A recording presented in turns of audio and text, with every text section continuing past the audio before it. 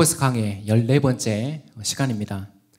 지난달 한 유명 앵커의 스캔들이 주요 언론에 보도됐습니다. 이 스캔들의 주인공은 SBS 전 앵커 출신인 김성준 전 논설위원입니다. 누군지 아시나요?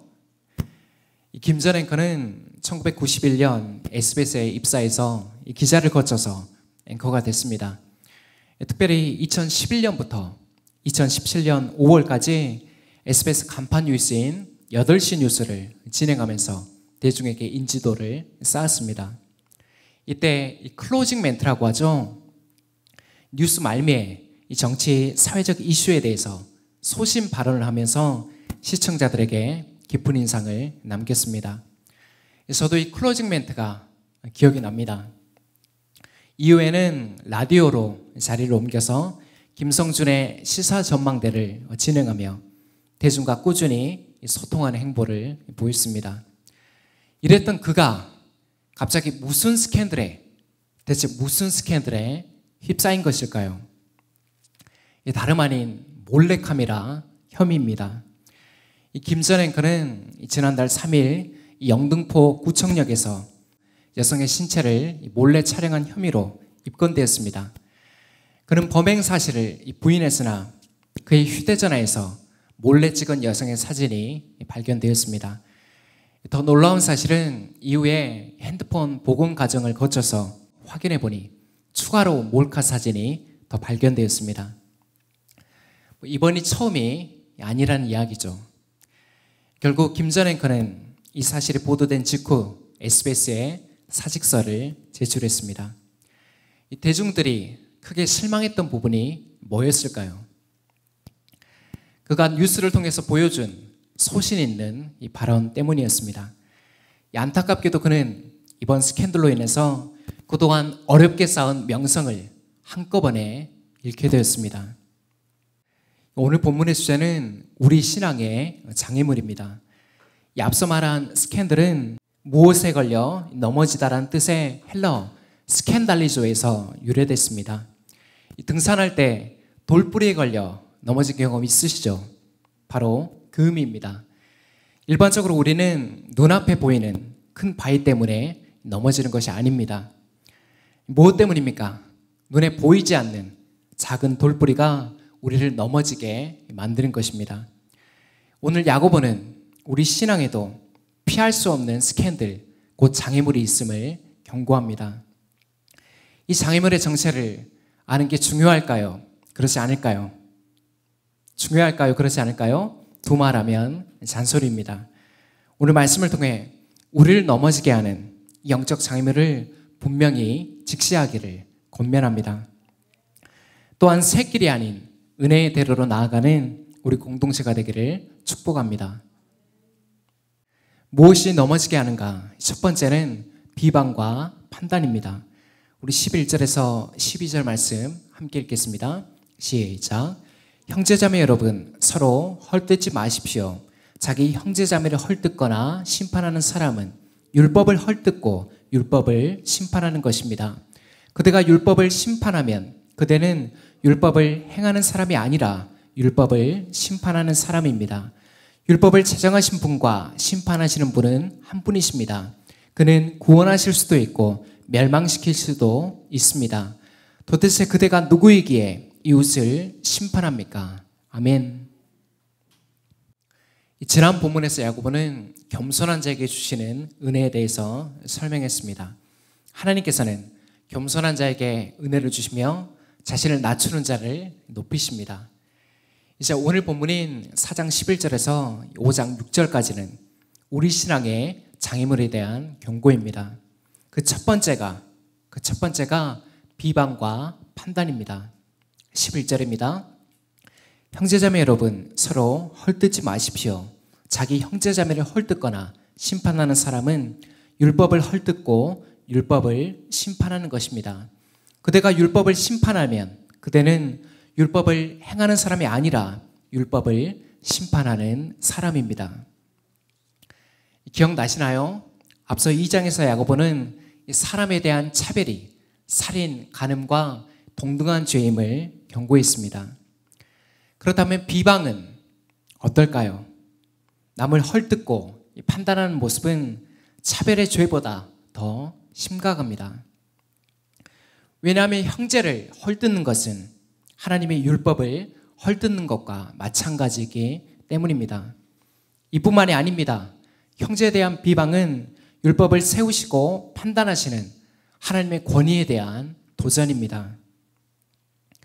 그래서 야고보는 매우 노골적인 질문을 던지는 것입니다.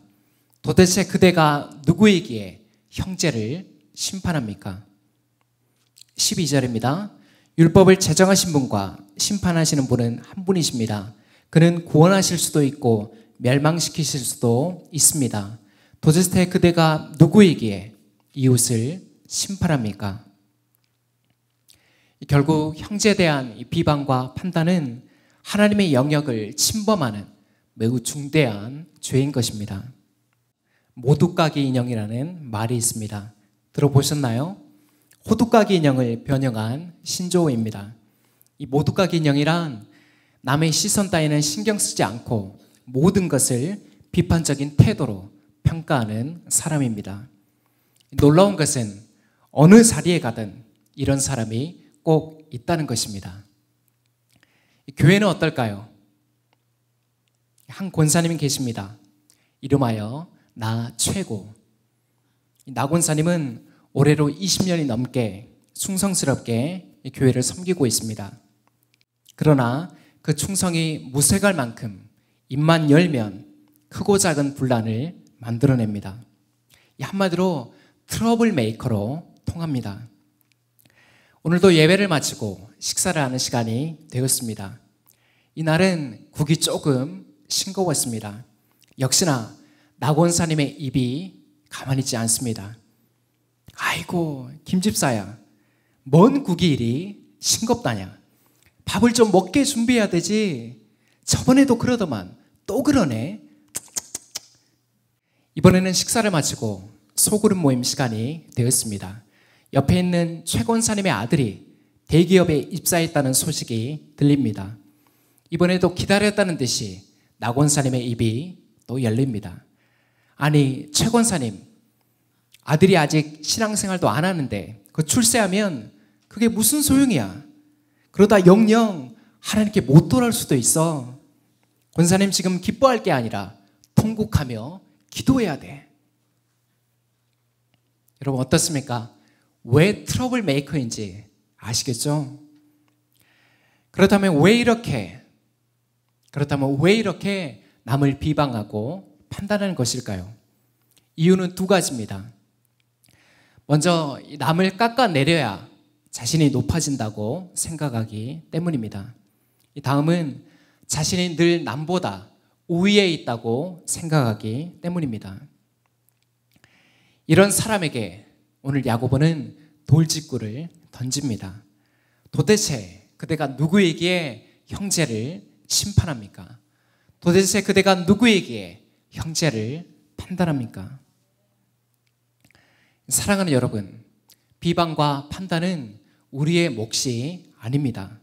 우리에게는 형제를 비방하고 이웃을 판단할 그런 자격이 없습니다.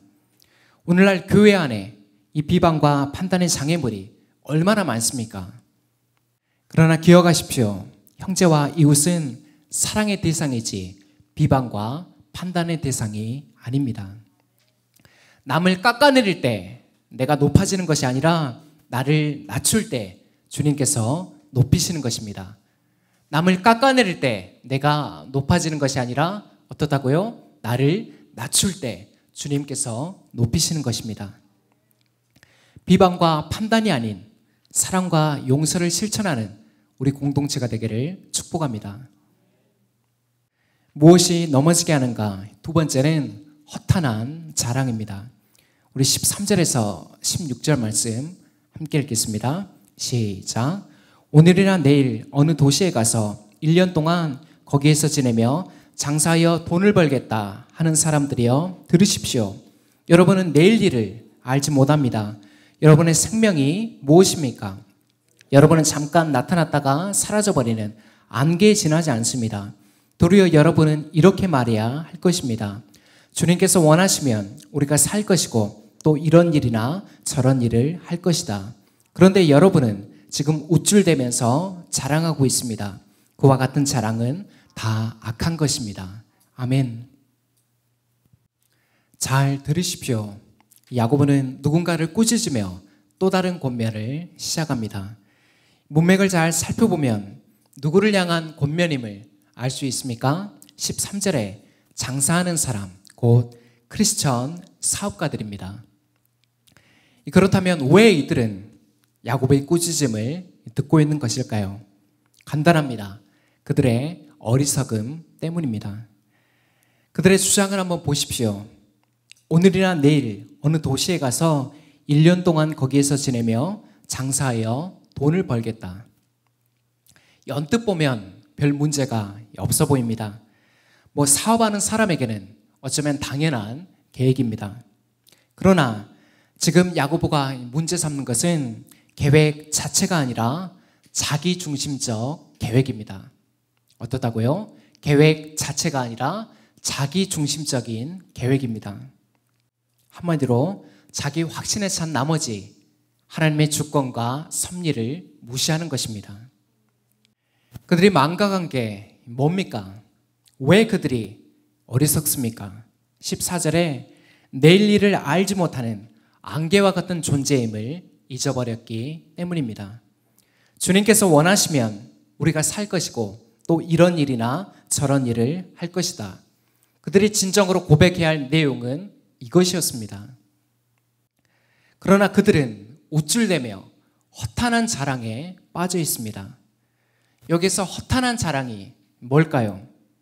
바로 하나님이 아닌 자신의 능력을 의지하는 것입니다. 자신의 생각과 계획을 하나님의 자리에 두는 것입니다. 나에게 주어진 시간, 생명, 미래에 대한 계획을 내 마음대로 제어할 수 있다는 교만입니다. 야고보는 이러한 자랑이 다 악한 것임을 엄중하게 경고합니다. 한 기업인이 있습니다. 그는 화장품 회사의 회장이며 서울에 있는 한 대형교회 장로입니다. 한때는 화장품 업계 3위에 들 정도로 매우 탄탄한 회사였습니다. 그의 성공 스토리와 신앙 간증을 담은 책은 여전히 기독교 서점 메인에 걸려 있습니다. 그런데 문제는 지난주 언론을 통해 이 회장님께서 검찰 수사를 받고 있다는 소식이 전해졌습니다. 다름 아닌 회사 돈을 배임, 횡령한 혐의로 고발되었는데 그 금액만 400억 원대에 이릅니다. 그 외에 여러 의혹들이 있지만 참 믿기 힘든 대목이 있었습니다. 이 회장님은 자신이 다니는 교회에 지난 19년간 총 37억 원을 헌금했습니다. 그런데 이 37억 원이 본인의 재산이 아닌 회사 돈을 사용했다는 의혹을 받고 있습니다. 한마디로 횡령한 불법 자금으로 헌금을 드린 것입니다. 조사가 더 진행되면 정확한 사실이 밝혀지겠지만 현재 받고 있는 의혹만으로도 큰 충격이 아닐 수가 없습니다. 그동안 신실한 크리스찬 기업인으로 알려졌기에 사실이 아니기만을 저도 바랄 뿐입니다. 사랑하는 여러분, 그렇다면 우리에게는 허탄한 자랑이 없을까요? 이렇게 생각할 수도 있겠죠. 나는 큰 기업을 하는 사람도 아니고 고작 작은 사업장을 운영하는 신세니까 별 문제 없다. 정말 그럴까요? 우리가 착각하면 안 되는 게 있습니다. 허탄한 자랑은 그 사이즈와는 상관이 없다는 것입니다. 큰 기업을 운영하든 몇 평 안 되는 작은 가게를 운영하든 하나님이 아닌 내 능력을 의지하는 자세는 뭐라고요? 그게 허탄한 자랑인 것입니다. 모두 악한 것입니다. 저도 이 허탄한 자랑 때문에 사업에 어려움을 겪은 분들을 한두 분 본 게 아닙니다. 여러분 잊지 마세요. 우리가 신뢰할 것은 내가 세운 계획이나 내가 가진 자원이 아니라 오직 하나님의 능력입니다. 그분의 계획과 섭리입니다. 아멘이십니까? 아멘이세요? 이 아침 안개와 같은 우리의 한계를 절감하며 나의 능력이 아닌 하늘의 능력으로 살아가는 저와 여러분이 되시기를 축복합니다. 무엇이 넘어지게 하는가? 마지막은 선을 행하라입니다. 우리 17절 말씀 함께 읽겠습니다. 시작. 그러므로 사람이 해야 할 선한 일이 무엇인지 알면서도 하지 않으면 그것은 그에게 죄가 됩니다. 아멘. 끝으로 야고보는 한 가지 죄를 더 지적합니다. 그게 뭡니까? 사람이 해야 할 선한 일을 알면서도 하지 않는 것입니다. 여기서 선한 일이 무엇일까요? 문맥을 잘 살펴보면 하나님의 주권을 인정하는 태도입니다. 세상 속에서 우리가 돈을 벌고 사업을 하는 모든 일도 하나님의 주권, 하나님의 뜻 아래 있음을 우리는 잊지 말아야 됩니다. 최근 저희 공동체 안에 사업장에 어려움이 생긴 성도님이 계십니다. 도무지 상태가 나아지지 않아서 결국 다른 일을 알아보고 있다고 들었습니다.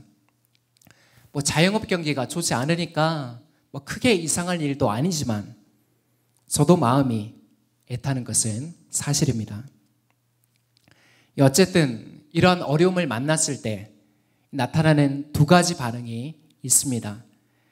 먼저는 원망입니다. 하나님, 제가 빚을 떠안으면서까지 시작한 가게인데 어떻게 이렇게까지 안 도와주십니까?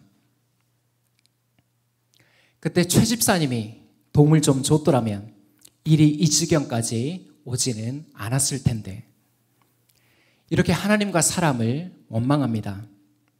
그런데 여기서 이 뼈아픈 사실이 뭔지 아세요? 이렇게 원망이 가득한 사람치고 애초에 하나님의 뜻을 진지하게 구한 사람이 많을까요? 별로 없을까요? 별로 없다는 것입니다. 다음은 인정입니다. 하나님, 제가 최선을 다했지만 결과가 이렇네요. 혹시 제가 하나님의 뜻보다 제 욕심을 더 추구했다면 그 모습들을 깨닫게 하시고 불쌍히 여겨주십시오. 솔직히 남아있는 일들을 어떻게 처리해야 될지 막막합니다. 그럼에도 하나님의 선하신 인도하심을 의심하지 않겠습니다. 이전보다 더 묵묵히 따르는 제가 되기를 원합니다. 여러분, 이 두 가지 반응 중에 어떤 모습이 선을 행하는 모습입니까? 어떤 모습이 하나님의 주권을 인정하는 모습입니까? 나의 실패보다 하나님의 주권을 인정하는 모습입니다. 인정하는 자세입니다. 끝으로 하나님의 주권을 온몸으로 고백하는 한 분을 소개하고자 합니다. 이 탤런트 차인표 씨 아시죠? 그가 멘토로 여기는 목사님이 계십니다. 경기도 성남에서 샬롬 교회를 목회하시는 김정아 목사님입니다. 이분은 일명 구두 닦기 목사로 통합니다. 2007년부터 구두를 닦아 번 돈으로 케냐, 페루, 에콰도르 등 제3세계 빈곤 아동들을 후원하고 있습니다. 이렇게 선한 일을 행하는 목사님에게 2010년 너무나도 큰 고난이, 정말 도무지 감당할 수 없어 보이는 고난이 찾아옵니다. 다름 아닌 병원에서 루게릭병을 선고받은 것입니다. 참고로 루게릭병은 사지의 근육이 위축되면서 결국 호흡근 마비로 수년 내에 사망에 이르는 매우 치명적인 질환입니다. 그럼에도 목사님은 하나님을 원망하지 않았습니다. 그는 오히려 이렇게 고백했습니다. 3년에서 5년 만에 죽는 병이기에 오히려 죽음을 미리 알고 더 준비할 수 있어서 감사했습니다. 어차피 모든 인간은 시한부 인생인데 저는 조금 짧을 뿐입니다. 저는 1분을 살아도 하나님께 영광을 돌리고 죽는 것이 우리 인간의 존재의 목적이라고 생각합니다. 사랑하는 여러분, 우리는 하나님의 주권을 얼마만큼 인정하고 있습니까? 말은 참 쉽습니다. 그러나 온몸으로 살아내는 과정은 결코 쉽지 않습니다. 우리는 언제쯤 나의 계획과 나의 유익이 아니라 먼저 하나님의 주권을 우선적으로 여길 수 있을까요? 다가올 심판의 날, 우리는 하나님 앞에서 시간, 물질, 지나온 모든 삶을 정산해야 될 것입니다. 그 자리에서 하나님께 인정받는 저와 여러분이 되시기를 소망합니다. 연약해 보이고 보잘것 없어 보일지라도 우리의 발딛는 모든 곳에서 하나님의 주권이 드러나기를 축복합니다. 말씀을 맺습니다. 오늘은 야고보서 강의 14번째 시간으로 무엇이 넘어지게 하는가, 이러한 제목으로 말씀의 교훈을 받았습니다. 비방과 판단, 허탄한 자랑에 넘어지지 않기 위해서는 먼저 그 정체를 분명히 직시해야 됩니다. 또한 선을 행하는 삶, 곧 하나님의 주권을 인정하는 믿음으로 나아가야 합니다. 존 버년이 쓴 철로역정이라는 책이 있습니다. 이게 성경 다음으로 많이 팔린 신앙 서적입니다. 이 주인공인 크리스찬 역시 순례길을 가는 동안 무수한 장애물들을 만나게 됩니다. 무엇이 장애물에 빠지게 만들까요? 인간의 욕심과 교만입니다. 그럼에도 크리스찬은 순례길을 완주할 수가 있었습니다. 그 비결은 다름 아닌 말씀과 성령입니다. 우리의 믿음의 여정도 동일합니다. 꽃길이 아닙니다. 무수한 장애물이 있으며 그 장애물에 빠져서 한동안 헤어나오지 못할 때도 있습니다. 그러나 너무 염려하지 마십시오. 내 능력으로는 갈 수 없지만 하나님의 능력으로는 갈 수 있습니다. 사랑하는 여러분, 아침 안개와 같은 인생에 소망을 두지 말고 이미 시작된 하나님의 나라에 소망을 둡시다.